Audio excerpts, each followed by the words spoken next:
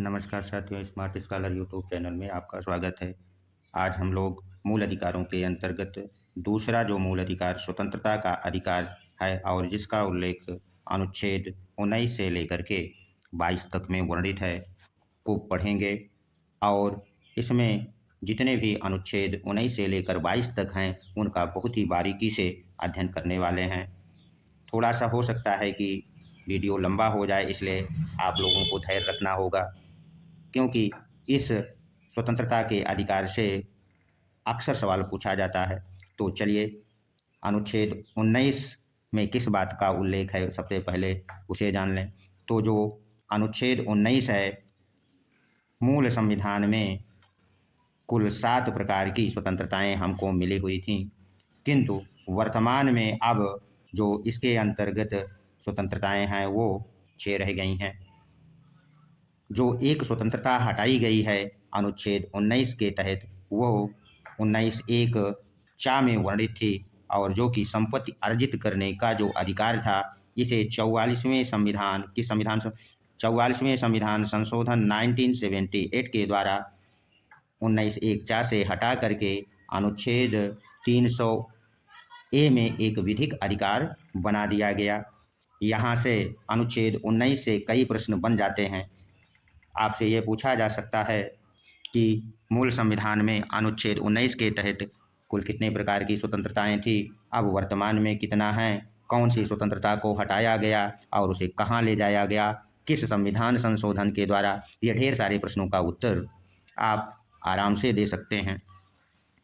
अब हम लोग अनुच्छेद 19 एक ए, जो कि स्वतंत्रता के अधिकार से संबंधित है, इसमें किस बात का उल्लेख है, को पढ़ेंगे।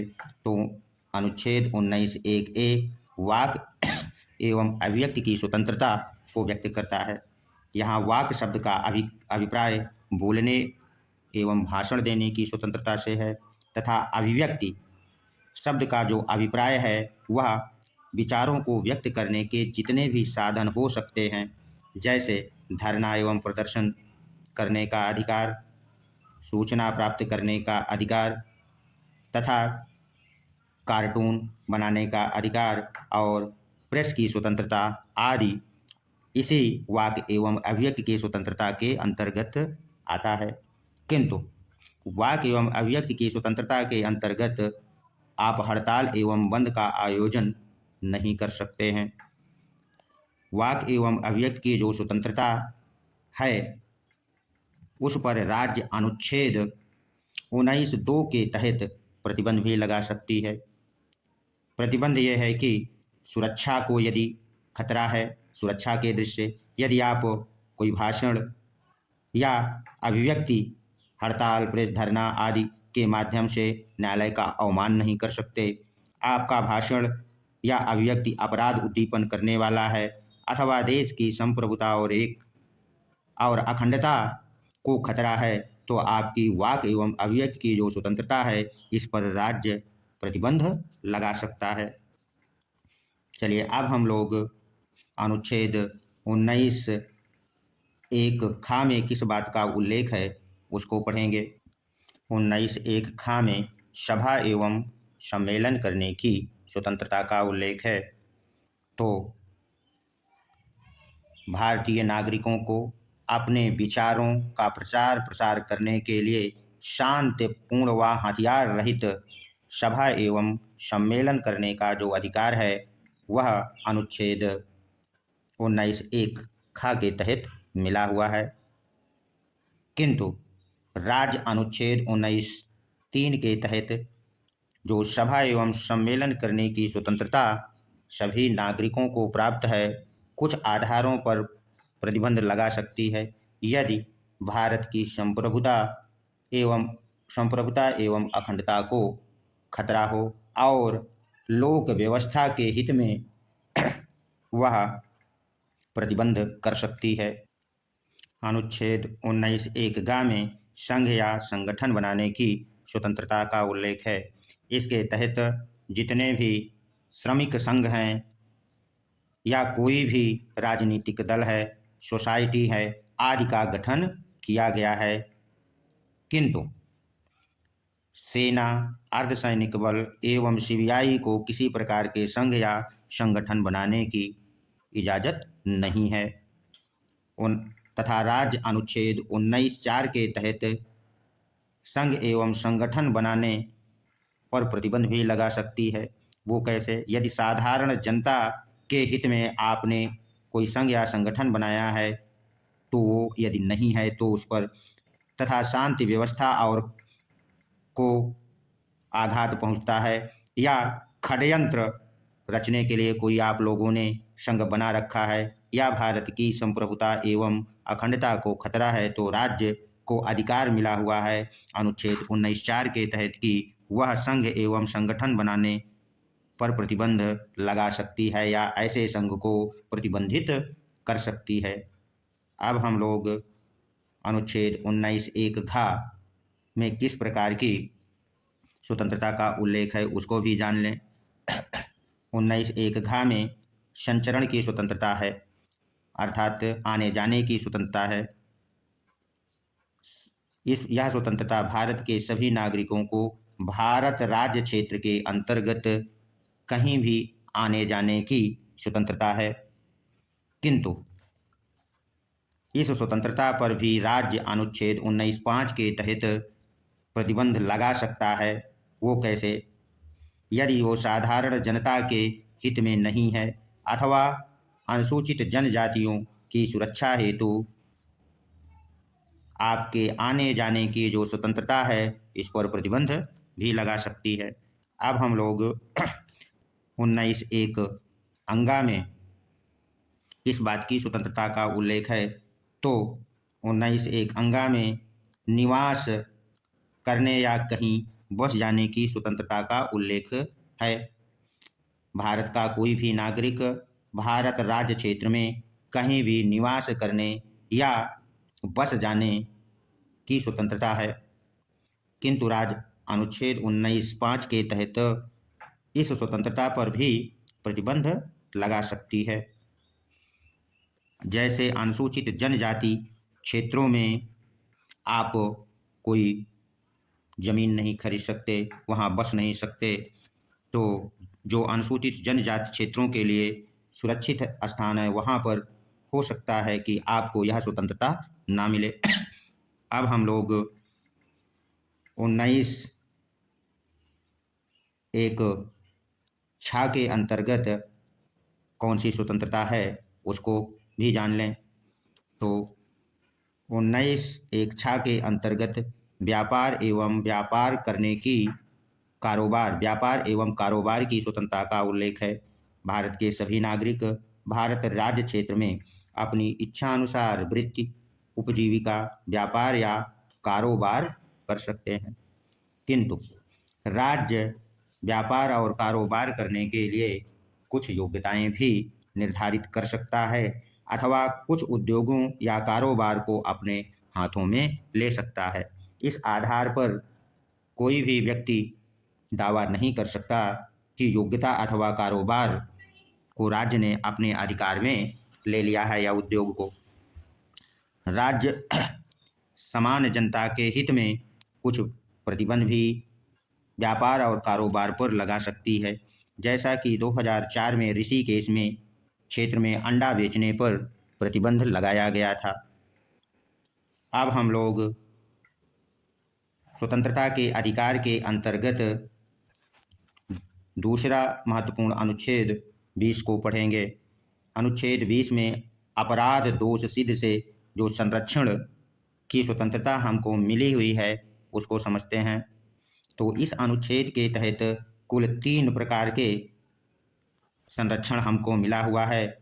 अनुच्छेद 20(1) के तहत, अनुच्छेद 20(2) व अनुच्छेद 20(3) के तहत संरक्षण प्राप्त है। वो कौन कौन से, उसको हम लोग यहाँ समझ लेते हैं। तो अनुच्छेद 20(1) के तहत कार्येतर अथवा भूत लक्ष्य विधियों से संरक्षण हमको मिला हुआ है। जो ये प्रोटेक्शन है वो कैसे मिला है? किसी व्यक्ति को किसी अपराध के लिए तब तक अपराधी नहीं ठहराया जा सकता जब तक वह तत्कालीन विधि को उल्लंघन या अतिक्रमण ना किया हो। अर्थात राज्य कोई ऐसी विधि बाद में बना करके उसे दंडित नहीं कर सकती जो उस समय तत्कालीन विधि का कोई उल्लंघन नहीं किया है। अर्थात कार से इतर विधियों जो बाद में बनेगी वह भूत लक्षी प्रभाव से नागरिकों को संरक्षण प्रदान करती है। अब हम लोग अपराध दोष सिद्ध से संरक्षण के संदर्भ में अनुच्छेद 22 को भी समझ लें। इसमें क्या लिखा है? अनुच्छेद 22 दोहरे दंड के से संरक्षण को के प्रावधान का उल्लेख करता है। इसके तहत किसी व्यक्ति को एक ही अपराध के लिए एक से अधिक बार दंडित नहीं किया जा सकता। कौन दंडित नहीं कर सकता? तो न्यायालय या कोई न्याय प्राधिकरण के समक्ष जो कार्यवाहियां होती हैं और एक बार किसी अपराध के लिए वो दंडित हो गया तो पुनः उसी अपराध के लिए उसे न्यायालय दोबारा दंड नहीं दे सकती। किंतु विभागीय कार्यवाहियों और अन्य कार्यवाहियों पर दोहरे दंड का प्रावधान हो सकता है। अर्थात एक ही अपराध के लिए कई बार उसे दंडित किया जा सकता है। अनुच्छेद 20(3) में किस प्रकार के संरक्षण का उल्लेख है उसको भी आप लोग जान लीजिए। अनुच्छेद 20(3) में स्वयं के विरुद्ध गवाही देने के लिए प्रोटेक्शन मिला हुआ है। इसके तहत किसी भी व्यक्ति को किसी अपराध के लिए स्वयं के विरुद्ध साक्ष्य देने के लिए न्यायालय विवश नहीं कर सकती है। हाँ, यदि वह स्वेच्छा से साक्ष्य देना चाहे तो दे सकता है। तथा सर्वोच्च न्यायालय ने नार्को टेस्ट ब्रेन परीक्षण को मूल अधिकार का उल्लंघन माना है, किंतु डीएनए टेस्ट को उल्लंघन मूल अधिकार का नहीं माना है। अब हम लोग अनुच्छेद 21 जो कि बहुत ही महत्वपूर्ण अनुच्छेद है को भी पढ़ लेते हैं कि इसमें क्या लिखा हुआ है। तो अनुच्छेद 21 जो प्राण एवं दैहिक स्वतंत्रता हमको प्रदान करता है, इसमें किसी भी व्यक्ति को विधि द्वारा स्थापित प्रक्रिया के अतिरिक्त प्राण एवं दैहिक स्वतंत्रता से हमें वंचित नहीं किया जा सकता। समय समय पर उच्चतम न्यायालय ने अनुच्छेद 21 की जो व्याख्या की है, इसके अंतर्गत जिन अधिकारों को रखा गया है उसको भी आपको जानना चाहिए। तो प्राण एवं दैहिक स्वतंत्रता के अंतर्गत हमें स्वच्छ वातावरण में रहने का अधिकार है, भोजन पाने का अधिकार है, गोपनीयता यानी प्राइवेसी बनाए रखने का अधिकार है तथा विदेश जाने का जो अधिकार है, ये सभी अधिकार हमारे प्राण एवं दैहिक स्वतंत्रता के अंतर्गत आते हैं। अब प्राण एवं दैहिक स्वतंत्रता में जो ये शब्द उल्लिखित हैं इनके अर्थ को भी जान लीजिए। तो प्राण की जो स्वतंत्रता है इसका आशय जीवन जीने से है, ना कि प्राण को त्यागने से है। अर्थात कोई भी व्यक्ति अपनी इच्छा से अपना प्राण त्याग नहीं सकता है। जैसे लोग फांसी लगा लें या आत्महत्या कर लें तो यह अपराध है। दूसरा, जो दैहिक स्वतंत्रता है, किसी भी व्यक्ति को अपने शरीर के ऊपर यह स्वतंत्रता मिली हुई है। अब हम लोग अनुच्छेद 21 में एक अनुच्छेद जो जोड़ा गया है और जहाँ से बहुत बार प्रश्न पूछा भी जा चुका है उसको भी पढ़ लेते हैं। तो अनुच्छेद 21(1)(a) में किस बात का उल्लेख है, ये कई बार परीक्षाओं में पूछा गया है। तो अनुच्छेद 21(a) जो कि 6 वर्ष से 14 वर्ष के बालकों को निःशुल्क शिक्षा का अधिकार है, ये मौलिक अधिकार हो गया। पहले ये कहाँ पर लिखा हुआ था? तो मूल कर्तव्य में इसका उल्लेख था और वर्तमान में ये मौलिक अधिकार बन गया। कब बना इसको भी आपको समझना होगा। तो 86वें संविधान संशोधन 2002 में अनुच्छेद 21(a) जोड़ा गया और शिक्षा पाने का अधिकार एक्ट 2009 बनाया गया एवं इसे लागू भी कर दिया गया। तो यहाँ से दो सवाल आपसे प्रश्न पूछा जा सकता है कि शिक्षा पाने का अधिकार अधिनियम कब आया? तो कब आया? 2009 में।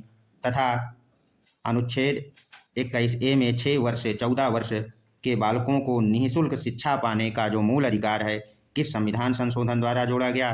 तो 86वें संविधान संशोधन 2002 में जोड़ा गया। अब थोड़ी सी बात आप लोग और जान लीजिए, कई बार परीक्षाओं में यहाँ से प्रश्न पूछ लेता है, वो ये है कि अनुच्छेद 19 और 21 के तहत जो मूल अधिकार हमें प्राप्त हैं वह राष्ट्रीय आपातकाल में भी निलंबित नहीं किए जा सकते। यह सवाल 2021 में टीजीटी पीजीटी में पूछा गया था कि किस अनुच्छेद को राष्ट्रीय आपातकाल के समय निलंबित नहीं किया जा सकता। तो अनुच्छेद 20 और 21 को आप लोग नोट कर लीजिए, इससे बहुत बार सवाल पूछा भी जाता है।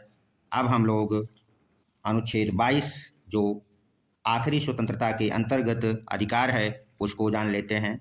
तो अनुच्छेद 22 गिरफ्तारी एवं निरोध से संरक्षण हेतु हमको अधिकार मिला हुआ है। वो कौन सा अधिकार है? इसके अंतर्गत दो प्रकार के संरक्षण का उल्लेख है। एक तो सामान्य दंडिक विधि से अधिकार जो कि अनुच्छेद 22 1A और 22(2) में वर्णित है।